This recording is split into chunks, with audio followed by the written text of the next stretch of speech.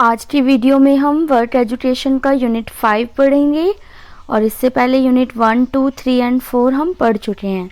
तो स्टार्ट करते हैं इसको। और इस यूनिट का नाम है कार्य शिक्षा का अन्य विषयों के साथ एकीकरण। तो आपको यहाँ पर क्या करना है, इंटीग्रेशन है ये। बेसिकली आपको इंटीग्रेट करना है किसको, वर्क एजुकेशन को बाकी के जो सब्जेक्ट होते हैं उनके साथ। तो विषयों का एकीकरण क्या होता है ये आप पहले से भी जानते हो, क्योंकि अदर सब्जेक्ट्स के अंदर भी ये वाला टॉपिक आया था जहाँ पर मैंने आपको बताया था कि एकीकरण क्या होता है, इंटीग्रेशन क्या होता है। लेकिन अब यहाँ पर ये जो पूरी यूनिट है आपकी, पूरी यूनिट 5, ये पूरी ही आपकी इंटीग्रेशन के ऊपर ही बेस्ड है।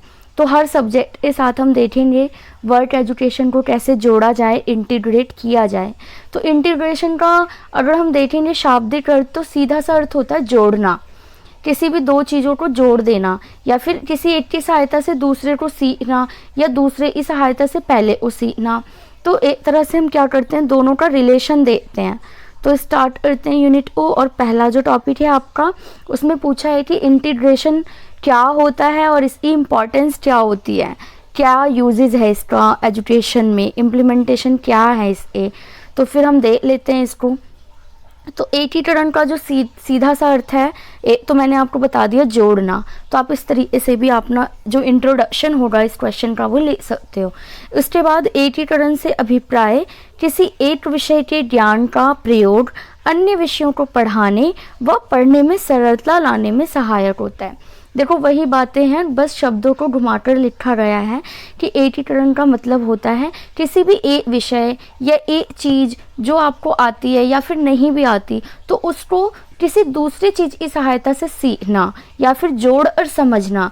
जैसे कई बार हमें कोई कॉन्सेप्ट समझ में नहीं आता, तो ऐसा कोई टीचर एग्जाम्पल देता है जिससे सारी बात क्लियर हो जाती है। तो हमने उस एग्जाम्पल को कहाँ से यूज़ किया वो मायने नहीं रखता, चाहे वो डेली लाइफ का हो या कुछ और हो, बट चीज़ समझ में आ जाती है, तो फिर हम कहते हैं कि इंटीग्रेशन अच्छा हुआ है।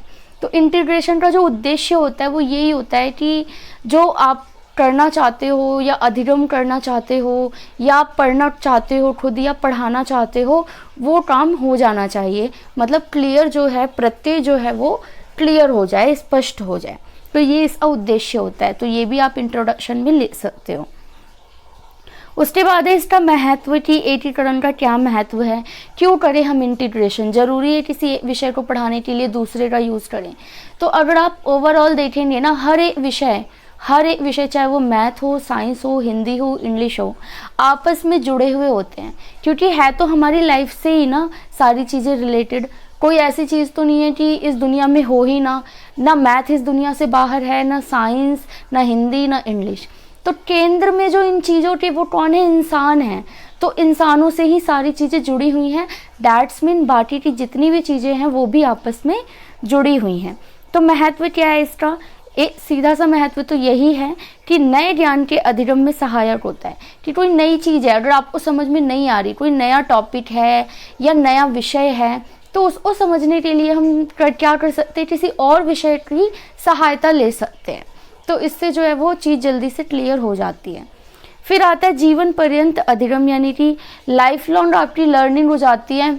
कोई भी चीज़ जब आप जोड़ के सीखते हो लाइफ से या अदर विषय से, तो वो चीज़ और पक्की हो जाती है। जैसे कोई भी चीज़ आप मैथ में भी पढ़ रहे हो, साइंस में भी पढ़ रहे हो, हिंदी में भी पढ़ रहे हो, तो वो चीज़ ना मतलब लाइफ लॉन्ग तक आपको याद रहती है। फिर समझने में सरलता, किसी भी चीज़ को समझने में, चाहे वो विषय हो, सब टॉपिक हो, उसको समझने में ईजी हो जाएगा, सरलता आ जाएगी अगर हम इंटीग्रेशन करते हैं। तो सीधी सी बात है, इंटीग्रेशन हम करते ही इसलिए हैं कि जो चीज़ है वो अच्छे से समझ में आ जाए और समझने में सरलता आए। फिर चिंतन कौशल में विकास, बच्चों का चिंतन कौशल का भी विकास होता है इंटीग्रेशन से, क्योंकि जब बच्चा इंटीग्रेट करना शुरू करता है ना चीज़ों को, तो उसका दिमाग जो है वहाँ पर वो सोचना प्रारंभ कर देता है। जैसे हमने हिंदी में एक यूनिट पूरा पढ़ा था थिंकिंग स्किल के ऊपर, उसमें क्या था, सोचना। तो अगर इंटीग्रेशन करना है तो बच्चे सोचेंगे कि कौन सा ऐसा विषय है जिसे हम इससे रिलेट करें और फिर हमें बात समझ में आ जाए। तो इस तरीके से चिंतन कौशल का विकास हो जाता है। फिर जीवन से ज्ञान को जोड़ना, तो इंटीग्रेट जब हम चीज़ों को पढ़ते हैं तो जीवन से रिलेटेड चीज़ें वहाँ पर ज़रूर ही जुड़ जाती हैं। फिर आता है कि छात्रों की सक्रिय भागीदारी।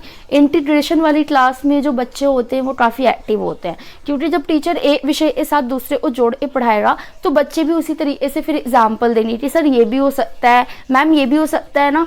तो इस टाइप से बच्चे आंसर देना शुरू कर देते हैं।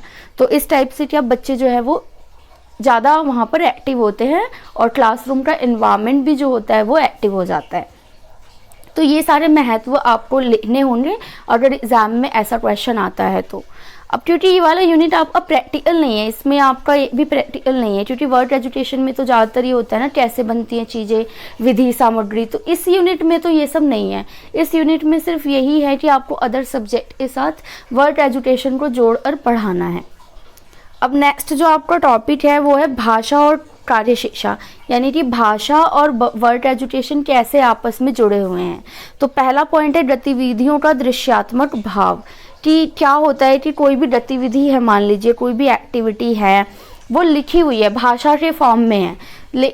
जैसे कोई कहानी है, मान लीजिए उस कहानी में कुछ हो रहा है, जैसे उस कहानी के अंदर स्वच्छता अभियान चल रहा है, मान लीजिए लिखा हुआ है वो सिर्फ, लेकिन उसको दृश्यात्मक भाव देने के लिए हमें वर्ड एजुकेशन को यूज़ करना पड़ेगा, जब क्लासरूम में बच्चे खुद उस चीज़ को करके देखेंगे। उसके बाद आता है कार्यों का उचित विवरण। मान लीजिए कोई कार्य है, कोई भी वर्ड एजुकेशन की एक्टिविटी है, तो सिर्फ ऐसे ही तो नहीं होता कि क्लास में आ रहे और एक्टिविटी स्टार्ट कर दी, उसका पूरा विवरण लिखना पड़ता है हमें। और विवरण को लिखने के लिए हमें क्या चाहिए, भाषा चाहिए, चाहे वो हिंदी हो, चाहे वो इंग्लिश हो, चाहे संस्कृत हो, चाहे तमिल हो, कोई भी भाषा हो। जब हमें गतिविधि का विवरण लिखना होगा तो भाषा की आवश्यकता पड़ेगी। तो इस तरीके से ये दोनों आपस में जुड़ जाते हैं। फिर आता है कार्यों की रिपोर्ट तैयार करना। कोई भी कार्य आपने किया वर्ड एजुकेशन के थ्रू, चाहे आपने क्लासरूम की साफ सफाई की है या सैलेड बनाना सीखा, कुछ भी आपने उत्पादन का कार्य किया, तो उसकी रिपोर्ट तैयार करना कि क्लासरूम में एक्टिविटी को ऐसे हुआ। रिपोर्ट में ये बताना कितनी कैंडल्स बनाई गई, कौन से ग्रुप ने ज़्यादा बनाई, किसका ज़्यादा अच्छा था, किसने ज़्यादा उसके अंदर जो है कहते चेंजेस लाए या फिर काफ़ी अच्छा बनाया। तो ये सारा रिपोर्ट जो है वो तैयार किया जाएगा किसके थ्रू, भाषा के थ्रू। फिर आता है शब्दावली का विकास। जब वर्ड एजुकेशन की रिपोर्ट तैयार होंगी तो हमें उसी टाइप के शब्दों का भी प्रयोग करना होगा, तो इस तरीके से वोकैबुलरी भी बच्चों की स्ट्रांग हो जाएगी। फिर आता है संप्रेषण द्वारा विकास, कि एक्टिविटी जो भी हो रही होती है वर्ड एजुकेशन की, या बच्चा वर्क करता है, मान लीजिए वर्ड एजुकेशन का मतलब क्या है, कार्य करके सीखना या कार्यों को करना। तो उस समय बच्चा क्या करता है, कुछ ना कुछ संप्रेषण यानी कम्युनिकेशन तो करता है ना साथ में। तो इस तरीके से उसकी कम्युनिकेशन स्किल में भी विकास होता है, डेवलपमेंट होती है। तो इस तरीके से आप भाषा को कार्य शिक्षा के साथ जोड़कर पढ़ा सकते हो। फिर नेक्स्ट जो विषय है आपका विज्ञान और कार्य शिक्षा। तो साइंस को आप वर्ड एजुकेशन से कैसे जोड़ सकते हो, उपकरणों के साथ प्रयोग। देखिए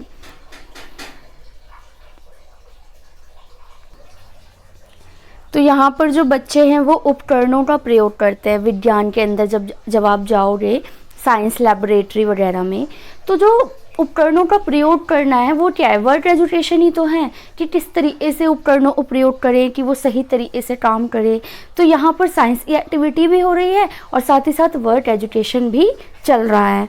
तो ये यहाँ पर आपका क्लियर हो जाएगा कि उपकरणों के साथ है तो प्रयोग करना, और दूसरा उपकरणों का सही प्रयोग करना सीखना। फिर आता है आपका थर्ड नंबर पे अवलोकन द्वारा आंकड़ों का एकत्रीकरण, मतलब ऑब्जर्वेशन करके डाटा को कलेक्ट करना। तो इसमें भी क्या होता है कि बालक जो है, मान लीजिए कोई भी वर्ड एजुकेशन की थ्रू जाता है, घर से घर जा रहा है, मान लीजिए जैसे सेंसस होती है, जनगणना होती है, एक घर से दूसरे घर जाकर बहुत सारे डाटा कलेक्शन किए जाते हैं। तो इसी तरीके से वैज्ञानिक भी, या जो विज्ञान का विषय है उसके अंदर भी डाटा कलेक्शन होता है। तो उसके लिए हमें वर्ड एजुकेशन की ज़रूरत पड़ेगी या वर्ड की ज़रूरत पड़ेगी। तो ये दोनों भी आपस में जुड़ जाते हैं। इसके बाद आता है पर्यावरणीय समस्याओं पर रैलियाँ निकाली जाती है। आपने देखा होगा कि पेड़ लगाओ पेड़ लगाओ, इस टाइप से बच्चे रैलियाँ निकालते हैं। तो जो बच्चे रैली निकाल रहे हैं वो वर्ड एजुकेशन का ही तो पार्ट है, और जो पेड़ है या पेड़ लगाने को कहा जा रहा है वो हमारे साइंस का भी पार्ट है। तो ये दोनों भी यहाँ पर जो पर्यावरण है वो इंटीग्रेट हो जाता है। उसके बाद नई तकनीक और शोध करना। अब बच्चे क्या करते हैं कि वर्ड एजुकेशन यानी कुछ कुछ करके देखते हैं, और करते करते कई बार क्या होता है कि कोई नई चीज़ वो खोज देते हैं। साइंस के अंदर ही, चाहे वो साइंस से रिलेटेड हो या अदर चीज़ें हो, तो जो ये खोज करना है, या जैसे बड़े बड़े साइंटिस्ट लोगों ने आविष्कार किए, तो उन्होंने कुछ तो वर्क किया होगा हाथ से, ऐसे तो नहीं सोचते सोचते कुछ बन गया, हाथों से कुछ किया, कुछ गलत हो गया, फिर दोबारा किया। तो इस तरीके से क्या हुआ, इवेल्युएट होती रही चीज़ें, और फिर एक शोध जो है वो कामयाब हो गया। तो इसमें जो है नए तकनीक और शोध वगैरह जो है ये वर्क एजुकेशन और साइंस दोनों को ही क्या कर देते हैं, इंटीग्रेट कर देते हैं। नेक्स्ट जो हमारा टॉपिक है वो सामाजिक विज्ञान को कार्य शिक्षा से जोड़ना है। तो यहाँ पर जो मेन सोर्स जाएगा कृषि कार्य में व्यस्त लोग, कि जो हमारा जो एग्रीकल्चरल पार्ट है सोशल स्टडीज़ का, वो तो पूरा ही वर्क एजुकेशन पे बेस्ड है। वर्क एजुकेशन के थ्रू बच्चा सीखता है कि कैसे बीजों को बोना है, पौधों को लगाना है, कौन से मौसम में कौन से फल, कौन सी सब्जियां उगाई जाएं। तो ये सोशल स्टडीज़ भी हो गया और वर्क एजुकेशन भी हो गया। नेक्स्ट देखिए, मांग व पूर्ति के नियम को समझना, कि जो मांग और पूर्ति का नियम है डिमांड एंड सप्लाई का, तो इसमें क्या होता है, ये सोशल स्टडीज़ का तो पार्ट है ही, अर्थशास्त्र में बच्चे पढ़ते हैं, लेकिन इस नियम को समझने के लिए ना वर्क करना ज़रूरी है। जो लोग वर्क में इंक्लूड होते हैं वो ज़्यादा अच्छे से समझते हैं इन चीज़ों को, कि डिमांड जिस चीज़ की हो रही है हमें वही चीज़ें ज़्यादा बनानी होगी। नेक्स्ट आता है मनुष्य व पशु के जीवन का परस्पर संबंध सीखना। तो मनुष्य और पशु जो है, एनिमल्स जो हैं, चाहे हम एनिमल हस्बेंड्री वाला पार्ट ले लीजिए, तो उसमें क्या होता है कि ये सोशल स्टडीज़ का पार्ट भी है और ये वर्क एजुकेशन का भी पार्ट है। उसमें भी बच्चे सीखते हैं कि किस तरीके से एनिमल हस्बेंड्री करनी चाहिए, पशुओं को कैसे पालते हैं, कौन सा पशु किस तरीके से हम यूज़ कर सकते हैं ताकि उनको भी दिक्कत ना हो और हम भी कुछ यूज़ कर सकें उनका। तो ये दोनों चीज़ें इंटीग्रेट हो जाती हैं। फिर आता है उद्योग। तो जो हमारा उद्योग वाला पार्ट है, फैक्टराइजेशन वाला जो पार्ट है, या आप कह लीजिए कि जो एक तरह से इंडस्ट्रियल पार्ट है, वो सोशल स्टडीज़ का भी है और वर्क एजुकेशन का भी है। दोनों के थ्रू यहाँ पर काम होता है इंडस्ट्री में। सेकेंडली फिर आता है पर्यावरण, यानी कि जो हमारा एनवायरनमेंट है वो सोशल स्टडीज़ और वर्क एजुकेशन दोनों का ही बहुत ही इंपॉर्टेंट पार्ट है। जो ये इन्वायरमेंट है वो साइंस वाले में भी आ जाएगा कि साइंस में आप वर्क एजुकेशन को कैसे करोगे इंटीग्रेट। फिर आता है गणित और कार्य शिक्षा। मैथ में कैसे इंटीग्रेशन होगा वर्क एजुकेशन का, तो सबसे पहले क्या है, जैसे कार्य शिक्षा की कुछ गतिविधियाँ होती हैं, एक्टिविटीज़ होती हैं। जैसे मान लीजिए ब्लैक बोर्ड पे रंग करना है, रंगना है ब्लैक बोर्ड को, तो वहाँ पर मैथ का यूज़ करना पड़ेगा हमें, कि हमारा बोर्ड कितना बड़ा है, उसकी चौड़ाई कितनी है, लंबाई कितनी है, उसी हिसाब से फिर हम जो चीज़ें हैं वो अरेंज करेंगे। नेक्स्ट में ज्यामितीय आकारों की समझ, यानी जो कंस्ट्रक्शन वाला काम होता है या फिर जितने भी ज्योमेट्रिकल शेप्स वाले जो काम होते हैं, वर्क होता है, वो हमें कहाँ से समझ मिलेगी, उसकी मैथ से मिलेगी। तो मैथ और वर्क एजुकेशन जो है वो आपस में जुड़ जाते हैं। फिर उत्पादन के जो कार्य होते हैं, जैसे क्रय विक्रय, ये जैसे क्योंकि वर्क एजुकेशन में बच्चा वर्क करता है, प्रोडक्शन करता है, मान लीजिए किसी चीज़ का, और वो कोई कंपनी ही लगा लेता है। मान लीजिए उसने वर्क एजुकेशन के थ्रू कैंडल बनाना सीखा और उसने कैंडल की फैक्ट्री लगाई, तो फिर वहाँ पर कॉस्टिंग क्या होगी, सेलिंग प्राइस क्या होगा, रिवेन्यू क्या होगा, इन चीज़ों को वो कैसे कैलकुलेट करेगा अगर उसको मैथ्स नहीं आती होगी। तो फिर ये दोनों चीज़ें यहाँ पर इंटीग्रेट हो जा रही हैं। उसके बाद आता है क्षेत्रों की गणना करना, कि जितने भी क्षेत्र हैं किस किस टाइप के जोन हैं यहाँ पर, जैसे वर्क एजुकेशन के अंदर जो स्कोप होते हैं, क्षेत्र होते हैं, कि किस क्षेत्र में हमें काम करेंगे तो हमें ज़्यादा बेनिफिट होगा। तो ये सारे कैलकुलेशन का काम होता है, तो यहाँ पर भी मैथ की ज़रूरत पड़ेगी। फिर गतिविधि उपकरणों की गणना और मूल्यों की समझ, कि कोई भी एक्टिविटी कराने के लिए किस टाइप के उपकरण हमें चाहिए होंगे, वो कितने महंगे आएंगे, क्या वो उपकरण इतने महंगे हैं जितनी हमारी एक्टिविटी बेनिफिशियल नहीं है। तो फिर बेकार है ऐसी एक्टिविटी कराना जहाँ पर एक्टिविटी से समझ तो कुछ भी ना मिले बच्चे को, और फालतू में पैसा इतना खर्च हो जाए कि उपकरण ही उसके ज़्यादा महंगे आ जाए। तो इस तरीके से आप क्या करेंगे, वर्क एजुकेशन को मेनली वर्क जो है, वर्क को आप अदर सब्जेक्ट के साथ जो है इंटीग्रेट करते हैं। तो पूरा ही यूनिट आपका इंटीग्रेशन के ऊपर था। आपने पढ़ा कि एकीकरण का अर्थ क्या होता है, मतलब इंटीग्रेशन होता क्या है, तो इंट्रोडक्टरी पार्ट हो जाएगा ये तो आपका। फिर महत्व क्या है उसके, उसके बाद एक एक करके सारे विषयों के साथ हमने इंटीग्रेशन पढ़ा है। और यहाँ पर आपको सारे विषयों के साथ ही पढ़ना है, क्योंकि आपको नहीं पता एग्जाम में कौन से 2 विषय पूछे जाएंगे। पेपर में सारे विषय नहीं पूछे जाते, या कई बार एक क्वेश्चन ही आ जाएगा कि आप अन्य विषयों के साथ कैसे इंटीग्रेशन करोगे।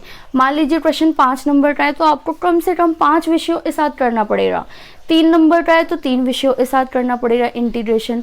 वो आप क्वेश्चन पेपर में देखेंगे कि आपकी मार्किंग स्कीम क्या है। मान लीजिए क्वेश्चन है 5 नंबर का 2+3 की कार्य शिक्षा का इंटीग्रेशन क्या होता है और इसका अन्य विषयों के साथ इंटीग्रेशन करो। तो 2 नंबर में तो आप ये बता दोगे इंट्रोडक्शन। उसके बाद 2+3 है ना, तो 3 मार्क्स मिलेंगे आपको इंटीग्रेट करने के, तो आप 3 ही सब्जेक्ट के साथ इंटीग्रेशन करेंगे। तो इस तरीके से आप जो है ये वाला जो पार्ट है इस यूनिट का वो तैयार करके जाएंगे।